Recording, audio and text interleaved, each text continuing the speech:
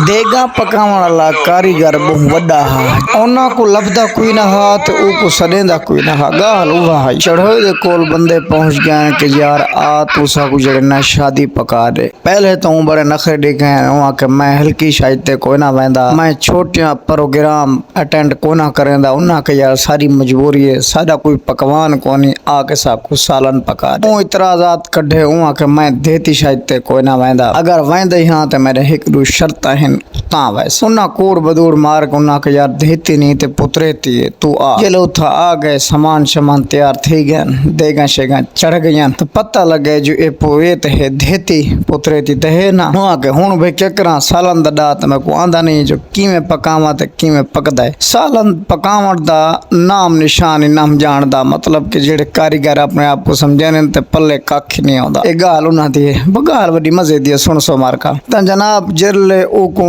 ऊ देगा चाह दिते आपने उमा के यार तू मेरे को कूड़ की ते मेरे को देते कर गिना वे देते कन तो मैं पकावणी कौन है। एक शर्त है मेरी, मैं इतना आ गया मजबूरी है, कुछ देगा पक गए ते कुछ पक जा वदे, लिहाजा जेड़े पुतरे ते आवन तो उन्हा ओ इथा बम्प न फटे सन, मतलब ठाके कोना वजह से उन्हा के सही मजा आ गई। असा भाज की अगुवान की आंखें ने जेले उन्हा दी जंज बरात आसी के हटके सु भी ठाके बम्प वाली काम बिल्कुल नहीं करना। उन्हा के सही ठीक है ओ से भज देगा उन्हा दे आवन आखन तू पहले उन्हा हिक बम्प वेंदा कीते जेले ठाका वजे ना के ओ उन्नु ठाका वजे मंज तो हटका मैं की ठाके न वजा वडी वजे ठाके वजे तो साल न है आराम थे वैसी। उन्हा के ओ चढ़ो या के ओ हिक देख गई उन्नु जो ठाका वाज ओ देख तो पहले दी है आराम की थी बैठा ओ था ला के देखन तो सालन सड़ा मार तेरी जी में आखे असरा ढिगाले वला छोते जुड़दे बने तो पहले जने पुत्रे ते बिया ठाके वेंदा कीते।